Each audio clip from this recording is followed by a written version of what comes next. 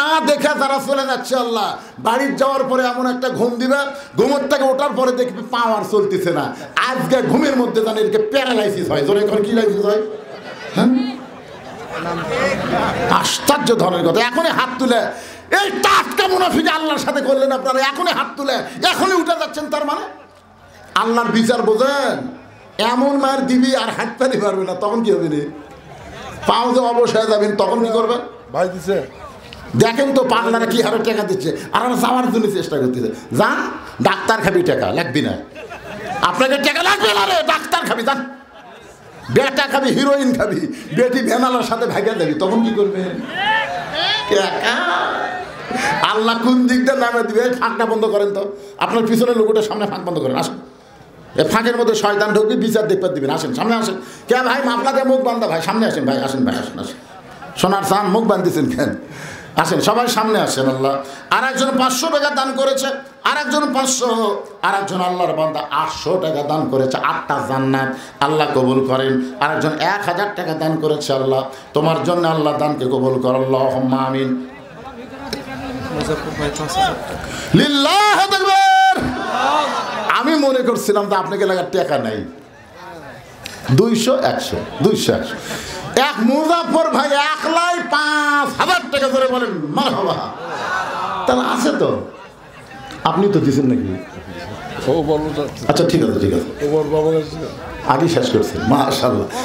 আচ্ছা বড় বড়গুলো আগে আদায় করছেন।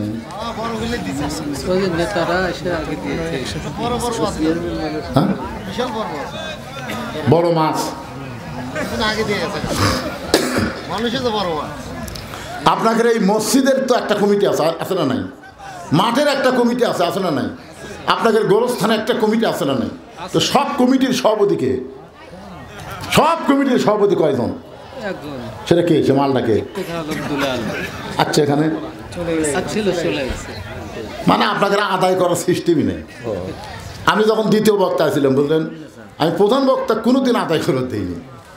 ধরে বান্ধে যেভাবে হোক তাহলে পিটন দেওয়া ছাড়া টাকা আদায় করেছি এমনভাবে। আমি এক জায়গায় মাহফিলের টেস্ট থেকে নিচে নামে গেছিলাম, মানে ঝাঁকির চলে নিচে নামে গেছি, ভাই দুটো পাও ধরতেছি, 10,000 টাকা দেওয়া লাগবে, 1 লোক লাভ দেওয়া হুজুর, পাও ধরা লাগবে না, দিচ্ছি হুজুর। কিন্তু আজকে দেখলাম না, চাওয়ার সিস্টেম নেই, যার কারণে আমার বাধ্য হয়ে চাওয়া লাগলো। মনটা খারাপ হলো, সব লোক থাকলো না, কিছু লোক চলে গেল। যাক এই বাজান তোরা বস রে বাবা, বস রে, কলজার টুকরারা বস। মুজাহিদ হোটেল 1000 টাকা দান করেছে, আল্লাহ দানকে কবুল করে, আল্লাহুম্মা আমিন। একটু জিকির করি, জিকির করে আলোচনা চলে আসতেছে। আল্লাহ আর একজন মেহেরুল ইসলাম 600 টাকা দান করেছে, আল্লাহ কবুল করেন। মা বোনদের মধ্যে আদায় হচ্ছে, মা বোন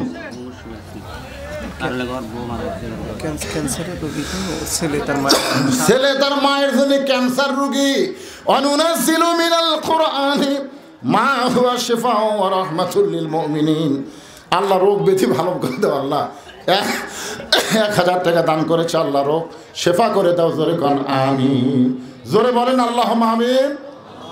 একটা রোগিনী দোয়া চাইছে, আমরা তার জন্য দোয়া করি ভাই, আমিন কইলে আল্লাহ খুশি হয়।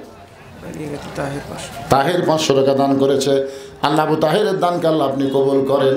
আমরা একটু মনটা ফ্রেশ করার জন্য 1 মিনিট একটু জিকির করি সবাই। লা ইলাহা, টাকা নেন, লা ইলাহা ইল্লাল্লাহ। এটা কিসের টাকা? এই ধারো,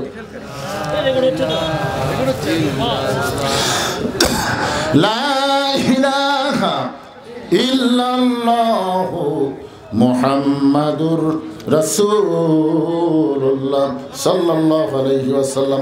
আমি এখন ওয়াজ শুরু করবো, তার টাকা আদায় করবো না, কারণ আমার টাকা আদায় 1 থেকে 2 মিনিট, এরপরে আদায় করা যাবে না। কেউ কি আর দিবার চাচ্ছেন? আমি এই ওয়াজের টান মারবো, আবার 1000 টাকা দেবো, তার মানে এই কুটি হইলে বেড়া না ভিতর। এরে পাগলা, মুরগির তলে থাকলে বাচ্চা হবি রে, দাঁড়িয়ে থাকে কোনো কাম হবি না, কাইজিয়া হবি। তোর কোন কথা ঠিক না? সামিয়ানার তলে যারা, মুরগির তলে তারা। এই জন্য বেড়া থাকলে হবি না। বাজার ভিতরে আসো। সাথী আক্তার একটা নাকফুল দান করেছে, আমার সাথে তার মায়ের দানকে কবুল করেন। যে নিয়তে নাক ফুল দিছে আল্লাহ নেক নিয়ত নেক আশা কবুল করেন। আল্লাহুম্মা আমিন। মাহমুদ আর নজরুল মজুমদার, সর্দার, মজুমদারের আবার সর্দার, মজুমদার কোম্পানির সর্দার। এটা কি চাহিদা দান ভাই? 1120 টাকা। এটা কি চাহিদা? আচ্ছা আচ্ছা, একটু মনোযোগ দিয়ে শুনবেন। নামাজ শেষ, ওমর ফারুকের নামাজ শেষ। নামাজ শেষ করার পরে হযরত ওমর দাঁড়িয়ে বললেন, রে সাহাবীরা, কোরআনের একটা আয়াত তেলাওয়াত করলেন, ইন্নাল্লাহা ইয়ামুরুকুম আন তুআদ্দুল আমানাতি ইলা আহলিহা ওয়া ইযা হাকামতুম বাইনান নাস আন তাহকুমু বিল আদল। আল্লাহর বিচার আর মানুষের বিচার দূরে কি সমান? যেরকম দূরে সমান। মানুষের আইন দিয়ে বিচার হচ্ছে বাংলাদেশে। কিছুদিন পর দেখা গেল আর কোনো আইনই নাই, একটা আইন হাসিনার আইন। যেরকম কার আইন? বিচার কীরকম?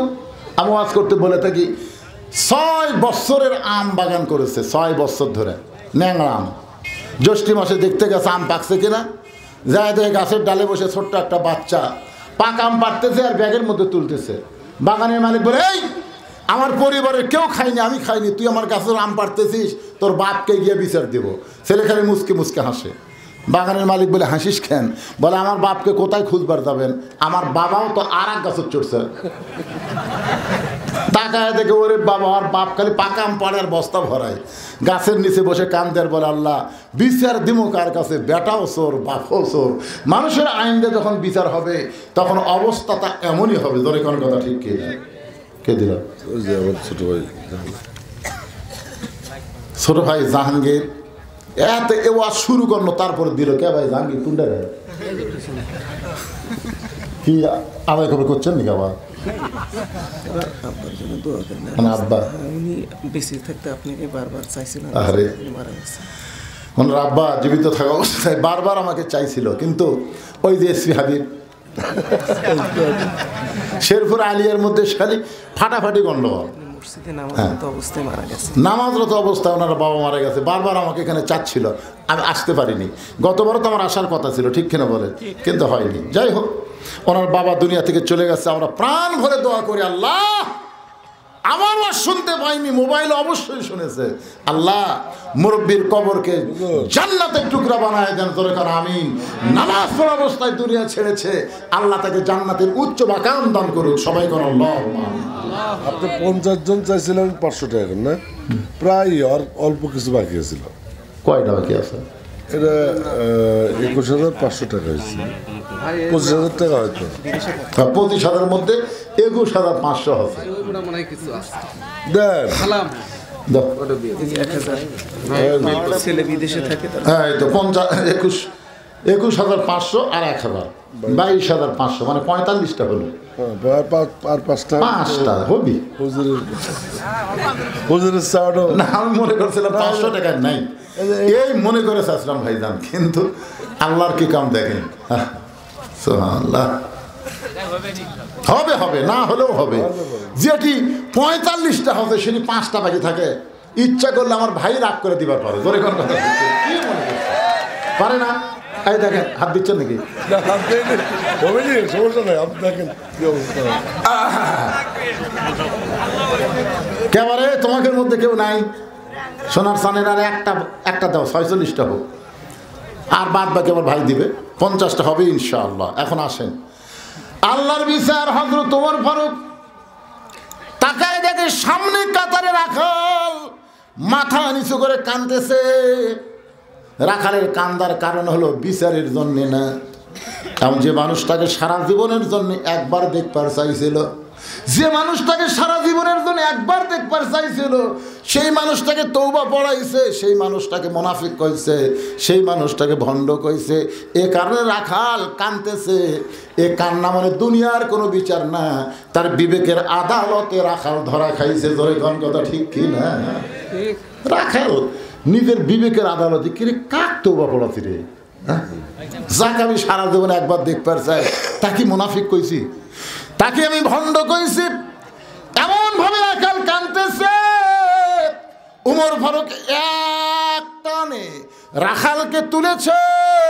সাহাবীরা তাকায় দেখে হয়তো উমর রাখালের কঠিন বিচার করবে, কিন্তু উমর ফারুক রাখালকে বুকের মধ্যে নিয়ে কপালে একটা চুমু খা। সাহাবীরা বললেন, আমির আল মুমিনিন, এই বিচারের নামে আপনি কি দেখালেন? ওমর ফারুক বলে, সাহাবীরা রে, রাখালের এত কথা হজম করার পিছনে একটাই মাত্র কারণ, ওয়াআমিলুস সালিহাতি ওয়া তাওয়াসাউ বিল হক ওয়া তাওয়াসাউ বিস সবর। যেই কোরআনের আইন মেনে আমরা চলবো, আমি ওমর ছদ্মবেশে গিয়া রাখালের এত কথা হজম করার পিছনে কারণ হলো আমি রাখালকে দেখি নাই, রাখালের ভিতরে আল্লাহর গোটা কোরআন শরীফ আমি দেখতে পাই। শুধু আল্লাহর কোরআনকে দেখার জন্যে আমি এত কিছু হজম করেছি। আজকে আমরা শুধু কোরআনকে শোনার জন্য আল্লাহ দেয়নি, বাস্তবে গ্রহণ করার জন্য দিয়েছে। ধরে কোন ঠিক কিনা? তো কোরআনকে গ্রহণ যদি আমরা করি ভাই, আগামীতে ইনশাল্লাহ বাংলার জমিনে আমরা কোরআনকে দেখতে পাবো। আমরা আওয়ামী লীগ, বিএনপি, জাতীয় পার্টি, জামাত না, প্রত্যেকটা মুসলমান জায়গা মতো আমরা এক হবো। ধরে কোন কথা ঠিক কিনা? কথা কোন ঠিক কিনা? ইসকনকে নিয়ে আমরা কোনো দলাদলি করব না। আমরা খেয়াল করব, ইসকন হচ্ছে, হিন্দুরাও কিন্তু ইসকনকে দেখা পারে না, কারণ এরা হচ্ছে উগ্র একটা সম্প্রদায়িক, উগ্র একটা মানুষ, যারা বাংলাদেশের মুসলমানকে হিন্দু ঐক্যবদ্ধ একটা প্রচেষ্টার মাধ্যমে আমাদেরকে শেষ করার পায়তারা করতেছে। আমরা সম্মিলিতভাবে সব দল একত্র হয়ে ইসকনের বিরুদ্ধে জিহাদ ঘোষণা করবো। ধরে কোন কথা ঠিক কিনা? আমরা চার ভাই। ধরে কোন কয় ভাই? আমার বড় ভাই আওয়ামী লীগ করে, প্রাইমারি হেডমাস্টার, এই আওয়ামী লীগ। আমার ছোট দুই ভাই ডাহা বিএমপি, 2 কলেজের প্রফেসর। আর আমি কোন দল সেটা তো আপনারা ওয়াজতি বুঝতে পারতেছেন। ধরে কোন ঠিক কিনা? তো একই সাথে খাবার বসে আমার বড় ভাই বলতে, হুজুর তুমি মাঝে মধ্যে যে হারে অ্যাঙ্গেলে ওয়াজ করো, আমার তো বড় চিন্তা হয় যে কোনো সময় তোমার পুলিশ ধরবে। আর বড় ভাই বলতেছে আওয়ামী লীগ। আমি তখন আমার পাতের উপর একটা মাছের টুকরা ছিল, আস্তে করে ভাই দিয়ে দিলাম। বড় ভাই বলতেছে, কি হুজুর, আমি তোমার বিরুদ্ধে কথা বললাম আর তুমি আমার পাতে মাছের মাথা দিলে। হ্যাঁ, আমি বললাম, বড় ভাই খান বড় ভাই, আমিও চিন্তাতে আছি, আপনি হয়তো আজরাইল ধরবি। আপনি চিন্তা করতেছেন পুলিশ ধরার, আমি চিন্তা করতেছি আজরাইল ধরার। আমার ভাই আমার হাত ধরে বলতেছে, ভাই যতই আওয়ামী লীগ করি রে, যতই দল করি ভাই, মরা লাগবি রে। তার মানে কি বুঝতেছেন? আওয়ামী লীগ, বিএনপি, জাতীয় পার্টি, জামাত যে ধনী করেন, মরা যদি লাগে আমরা আল্লাহর কাছে বলবো, মুসলমান না হয়ে আল্লাহ যেন আমাদের মৃত্যু না দেয়। জোরে কোন কথা ঠিক কিনা? আর মুসলমান হয়ে যদি মরবার চাই, আল্লাহর কোরআনের বিকল্প কোনো রাস্তা নাই। আল্লাহ আমাদের সকলের জীবনে কবুল করুক। জি, এখনই মোনাজাত, আপনি গেলে মোনাজাত করবো। এখনই মোনাজাত। আস্তাগফিরুল্লাহ বলেন, আস্তাগফিরুল্লাহ রব্বি মিন কুল্লি জামবি ওয়া তুবু ইলাই, আল্লাহুম্মা আমিন।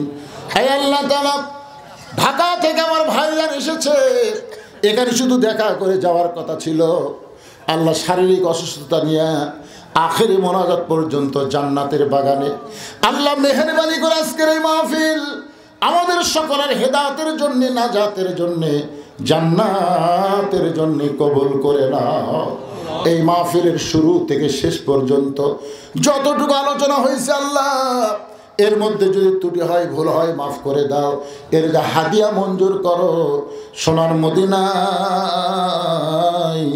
নবী পাকের রওজা মুবারকে আল্লাহ কবুল করো।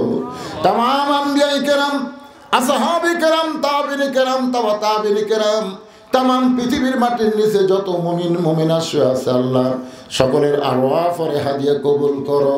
আল্লাহ, আমরা যারা হাত তুলেছি, আমাদের মধ্যে জনম দুঃখনী মা যাদের কবরে গেছে, চোখটা বন্ধ করে একটাবার খেয়াল করে, মায়ের মতন আপন কেহ নাই রে দুনিয়ায়, মা জননী নাই রে যাহার এই দুনিয়ায়, তাহার কেহ নাই। মায়ের মতন আপন কেহ নাই রে দুনিয়ায়। আমাদের মধ্যে যাদের মা কবরে গেছে আল্লাহ মেহেরবানি করে মায়ের কবরটাকে জান্নাতের টুকরা বানায় দেন। বাবার বাড়ি ঘর সবই আছে, আমাদের দরদি বাবা আমাদেরকে এতিম করে দিয়ে নিজে এতিম হয়ে কবরে চলে গেছে, বাবার কবরকে জান্নাতের টুকরা বানায় দাও। আমাদের দাদা দাদি নানা নানি আত্মীয় স্বজন শ্বশুর শাশুড়ি যাদের কবরে গেছে আল্লাহ কবরবাসীদের মাফ করে দাও। আমার মায়েরা পর্দার অন্তরে বসে বসে আর শুনেছে আবিদা সালিহা পদ্মাজি কবুল করে মা ফাতেমার চরিত্র দান করে দাও। আল্লাহ আজকের মাহফিলের সম্মানিত সভাপতিকে আল্লাহ তুমি কবুল করো, সহসভাপতি কবুল করো, প্রধান অতিথি বিশেষ অতিথিদের আল্লাহ তুমি কবুল করো। মিলেমিশে আমরা যেন আগামীতে বাংলাদেশ চালাইতে পারি, ভালো মানুষেরা যেন নেতৃত্ব পায় আল্লাহ সকলের জন্যে তুমি কবুল করো। আজকের এই মাহফিলে আল্লাহ গোরস্থান কমিটির সভাপতি সেক্রেটারি কেশিয়ার, মসজিদ কমিটির সভাপতি সেক্রেটারি কেশিয়ার, ঈদগাহ কমিটির সভাপতি সেক্রেটারি কেশিয়ার, যারা সদস্য আল্লাহ তোমার মসজিদে মুসল্লি ইমাম খতিব মুয়াজ্জিন আল্লাহ সকলকেই তুমি কবুল করো। নগদে বাকিতে আজকে যা দান করেছে আল্লাহ সকলের দানগুলোকে জান্নাতের বিনিময় হিসাবে কবুল করো। আল্লাহ অনেক সুদীজন অতিথি বিশেষ করে প্রধান অতিথি আমার জানে আলম খোকা ভাগনা আমাকে মামা বলে সম্মান করে, 30,000 টাকা নগদে করছে দান। এছাড়া অনেকে দান করেছে আল্লাহ সকলের দানগুলোকে জান্নাতের বিনিময় হিসাবে কবুল করো। আল্লাহ আমার এক ভাইজান পিছন থেকে 3,000 টাকা দিল, আর শুনতে পারলাম তার বাবা শেষ অবস্থায় দুনিয়া থেকে বিদায় নিয়েছে। আল্লাহ বারবার আমাকে চাইছিল একবার দেখে আর শুনবে, কিন্তু দুনিয়া থেকে চলে গেছে। এতগুলো মানুষ নিয়ে তাহাজ্জুদের সময় তার জন্য দোয়া করে আল্লাহ তার কবরকে জান্নাতের টুকরা বানিয়ে দাও। আমরা যারা অসুস্থ আছি আল্লাহ সুস্থতার নিয়ামত দান করে দাও। কে কোন নিয়ত করে হাত তুলেছে আল্লাহ সকলের নেক নিয়ত নেক আশায় কবুল করো। মরে যাব সবাই মরে যাব, যেদিন আমাদের মরণ হবে দিনটা যেন জুমার দিন হয়, মাসটা যেন রমজান মাস হয়, ইমানের সাথে ইজ্জতের সাথে এই দুনিয়া থেকে বিদায় নেওয়ার কালে আমাদের জবানে জারি করে দিও লা ইলাহা ইল্লাল্লাহু মুহাম্মাদুর রাসূলুল্লাহ সাল্লাল্লাহু আলাইহি সাল্লাম। আসসালামু আলাইকুম ওয়া রাহমাতুল্লাহ। তাহলে আপনি বাবা হচ্ছেন না না